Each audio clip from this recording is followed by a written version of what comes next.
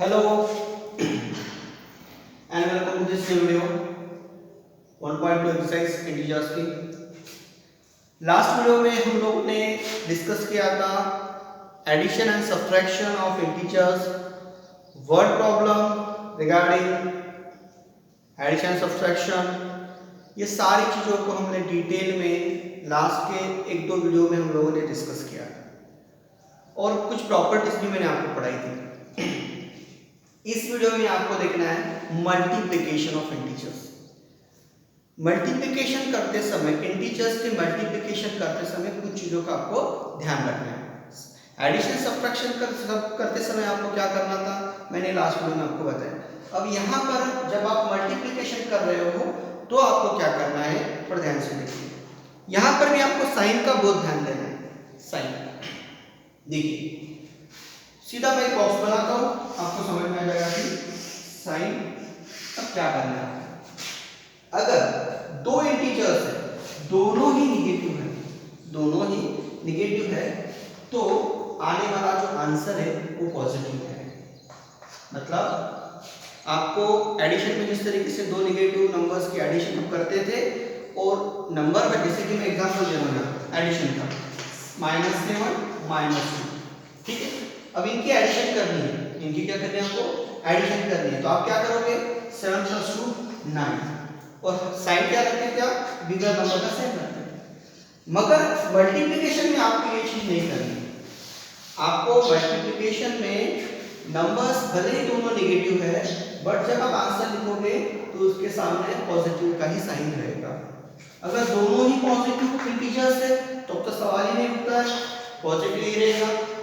एक निगेटिव एक पॉजिटिव, तब आपको करना है निगेटिव का साइन। पहला पॉजिटिव दूसरा निगेटिव, बिगर या स्मॉलर नंबर कोई भी हो, बिगर नंबर के सामने भी पॉजिटिव निगेटिव रहा तब भी निगेटिव लिखना है, और स्मॉलर नंबर के सामने अगर निगेटिव का नंबर साइन है तब भी आपको उधर निगेटिव का ही साइन लिखना है। किसमें, मल्टीप्लिकेशन। आपको ध्यान देना है।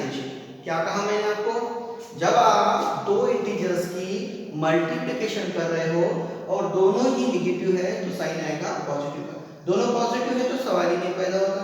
अगर एक निगेटिव पॉजिटिव है, फिर आप पीछे जाओगे एडिशन और सब्ट्रैक्शन में क्या किया था। एडिशन में क्या होता था, जैसे अगर ये -3 है और ये 4 है, तो मैंने आपको बताया था अगर एक नंबर प्लस माइनस होता है तो हमेशा क्या करना है, आपको उनकी सब्ट्रैक्शन करना है और बिगर नंबर का साइन देना है।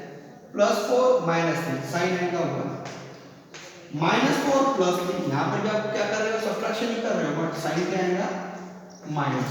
ऐसा क्यों, क्योंकि बिगर नंबर यहाँ पर 4 है और उसका साइन निगेटिव है। मगर ये चीज मल्टीप्लिकेशन में नहीं है। नंबर बिगर हो या स्मॉलर, मल्टीप्लिकेशन करने के बाद साइन में साइन आएगा निगेटिव का। ये चीज को आपको ध्यान में रखना है। एक एग्जांपल मैं लेके आपको समझाऊंगा।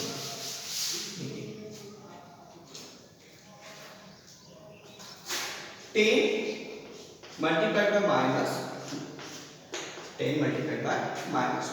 अब यहाँ पर बिगर नंबर 10 है, उसका साइन कुछ नहीं है, मतलब पॉजिटिव है। यहाँ पे स्मॉलर नंबर -2 है, जो स्मॉलर है। अब इन दोनों को जब आप मल्टीप्लाई करोगे 10 × 20।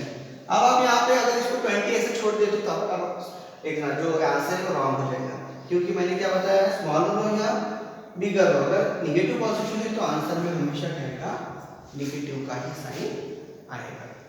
इस तरीके से आपको मल्टीप्लिकेशन करते समय इन चीजों का ध्यान देना है। एग्जांपल मैंने आपके सामने रखा, अगर दोनों निगेटिव है, ये भी निगेटिव ये भी निगेटिव, 10 × 20, माइनस निगेटिव पॉजिटिव हो गए। दोनों पॉजिटिव है तो सवाल ही पैदा नहीं होता, 10 × 20 होगा।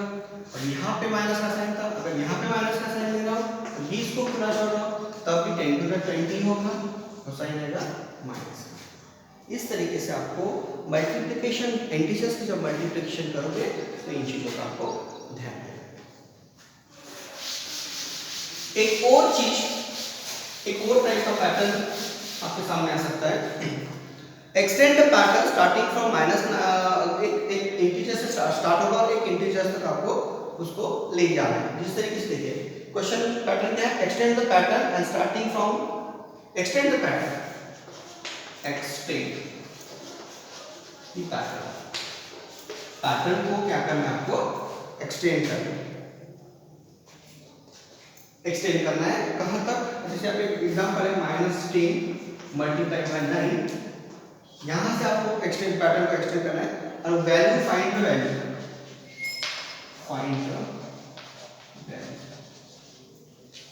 वैल्यू ऑफ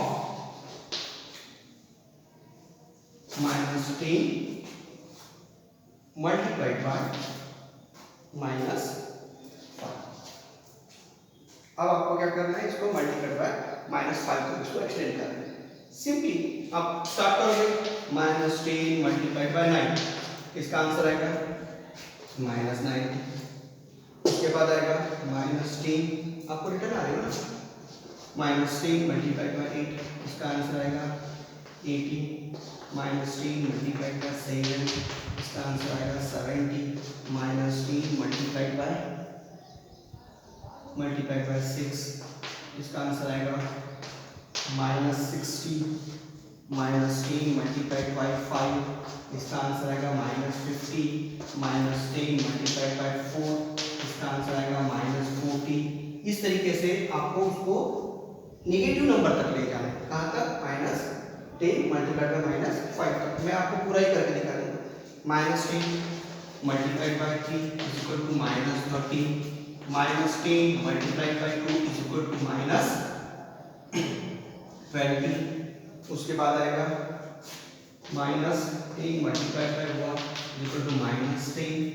-10 मल्टीप्लाइड बाय, अब आपको रिटर्न में आना है, -1 इज इक्वल टू आंसर आएगा 10 1 10। अब ये हो गया minus minus positive. -10 multiplied by -2, फिर से 20 -10 multiplied by -3 30 and -10 multiplied bye -4, ये होगा 40। -10 मल्टीप्लाइड बाय -5, हमको यहाँ तक आना है, -10 मल्टीप्लाइड बाय -5, आंसर आ रहा है 50। Negative positive. तो इस तरीके का जब आपके सामने पैटर्न आता है तो आपको उसको इस तरीके से सॉल्व करना है। आई होप यू अंडरस्टैंड।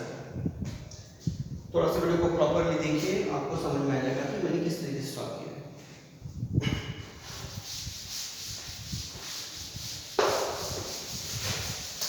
अब एक तीसरा पैटर्न मैं आपको समझाने जा रहा हूं यहाँ पर, जो मैंने लास्ट वीडियो में आपको बताया था कि प्रॉपर्टी जो होती है, जैसे क्लोजर प्रॉपर्टी हो गई, कम्यूटेटिव प्रॉपर्टी हो गई, एसोसिएटिव प्रॉपर्टी हो गई।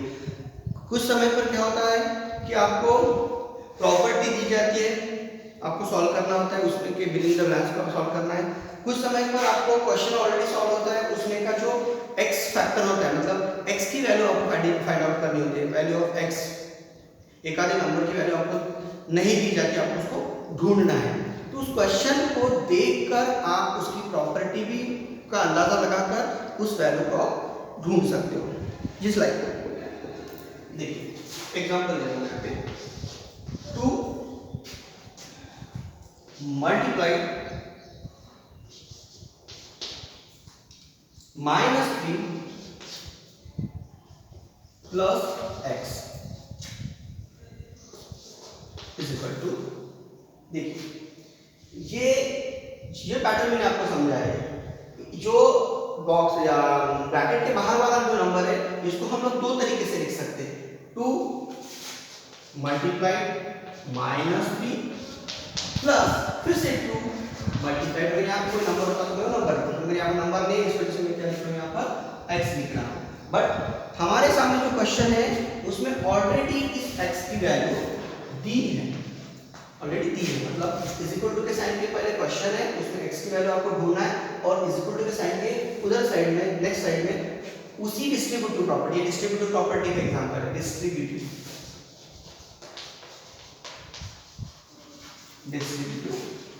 प्रॉपर्टी।